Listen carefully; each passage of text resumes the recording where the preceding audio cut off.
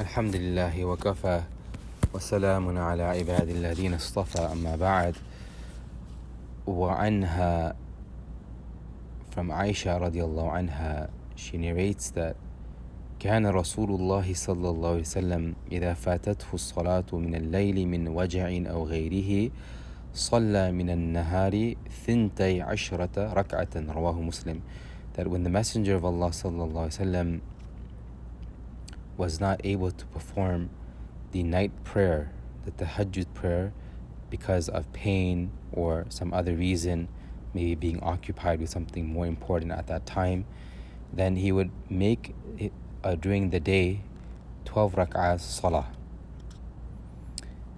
And Umar ibn Khattab radiallahu anhu narrates that Rasulullah sallallahu alaihi wasallam said, "Man nama an hizbihi aw an shay'in minhu فقرأه فيما بين صلاة الفجر وصلاة الظهر كتب له كأنما قرأه من الليل."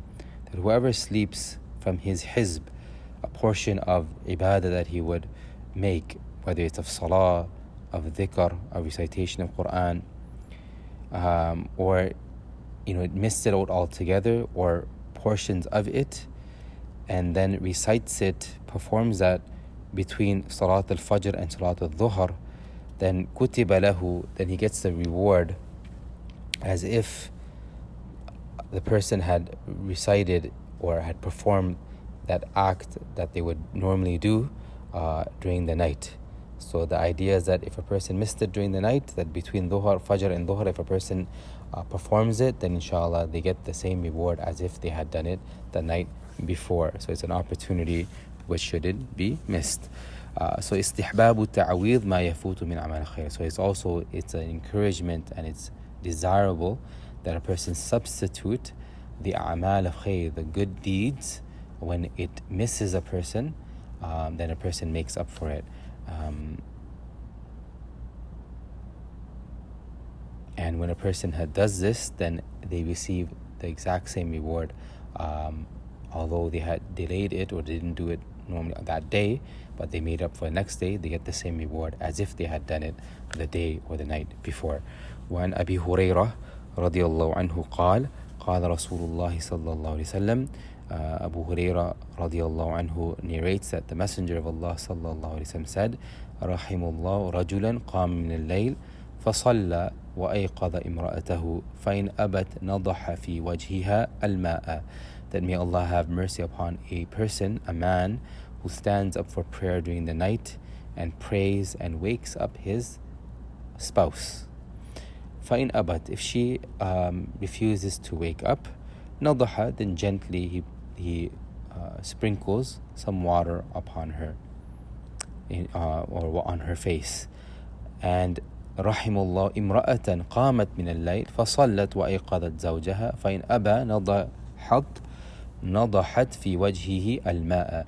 And may Allah have mercy upon a lady who stands during the night in prayer and she prays فصلت وأيقظت زوجها, and she wakes up her husband, and if he refuses, then she sprinkles gently some water on his face. So here we learn there's an encouragement to help one another, to do good deeds, to do righteousness, ta'ah, be in the obedience of Allah Ta'ala. And it's also mustahab, it's desirable to wake one another up. The spouses wake one another up for Qiyam al-Layl, to establish the night prayer. وَالْإِسْتِعَانَ عَلَى ذَلِكَ بِمَذْهَبِ النَّوْمِ الْغَالِبِ, and also to seek ways to remove that deep sleep. And the hadith speaks about gently sprinkling water on the face of one another.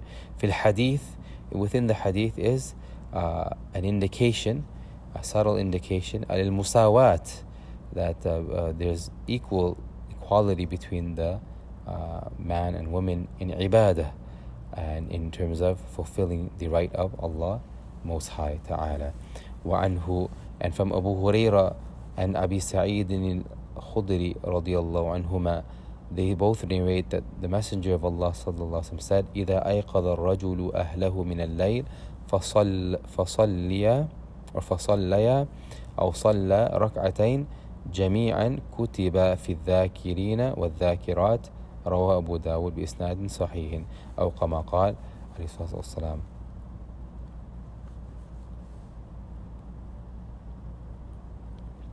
That when a man wakes up his family, whether it's a spouse or children, anyone from his family during the night, and then performs salah, right? And they perform salah of 2 rak'ahs, كتب في الذاكرين والذاكرات, then they are written from those who would remember Allah subhanahu wa ta'ala abundantly amongst the males, and those women who remember Allah subhanahu wa ta'ala abundantly. They'll be written amongst those who remember Allah subhanahu wa ta'ala. They will get that certificate, they will get that voucher with Allah subhanahu wa ta'ala in His court. Walhamdulillah. وعن عائشة رضي الله عنها أن النبي صلى الله عليه وسلم قال إذا نعس أحدكم في الصلاة فليرقد حتى يذهب عنه النوم فإن أحدكم إذا صلى وهو ناعس لعله يذهب يستغفر فيسب نفسه. Aisha radiallahu anha narrates that Nabi sallallahu alaihi wasallam said that when one of you are feeling drowsy fi salah, during the prayer, right, then فليرقد, then let a person lie down until, right, that sleep, that tiredness is removed from the person. Because if a person continues in that state, فَإِنَّ أَحَدَكُمْ إِذَا صَلَّى, if one of you was to pray while you are drowsy, perhaps he will intend and make effort to seek Allah's forgiveness, but because of that drowsiness and a person is not all there, فَيَسُبُّ نَفْسَهُ, he might say something wrong and actually might just swear his own self. Right? Instead of bringing Allah Ta'ala's mercy, he might make the opposite and say things which are not appropriate. So that's what the idea, that a person be active, they be fresh when they're making their ibadah.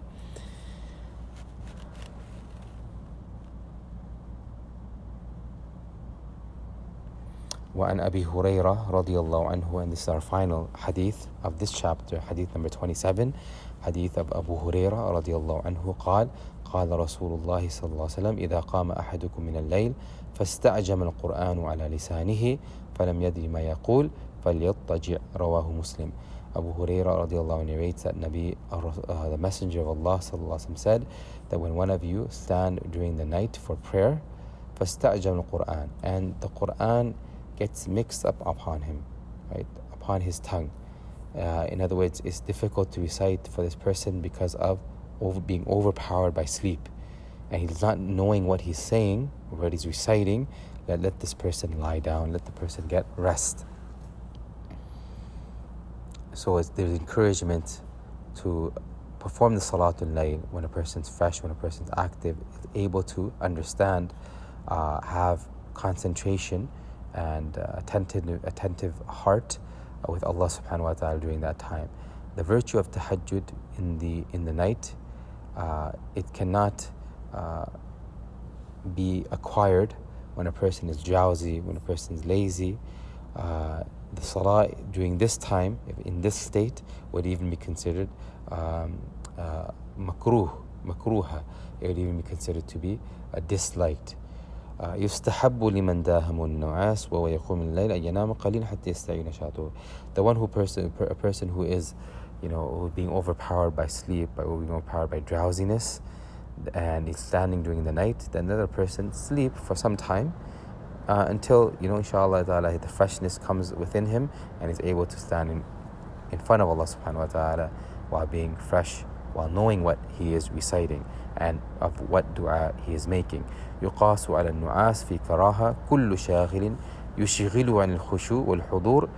And also just not only is it drowsiness, but anything which actually distracts a person from khushu, from attentiveness of heart, right, and concentration and focus. So it's mustahab, it's desirable that a person he to remove those distractions before every salah, right? And it's not just for the tahajjud salah, but for every salah for that matter as well, in order for the person to achieve that concentration, that focus with Allah subhanahu wa ta'ala. وجزاكم الله خيرا وآخر دعوانا الحمد لله رب العالمين.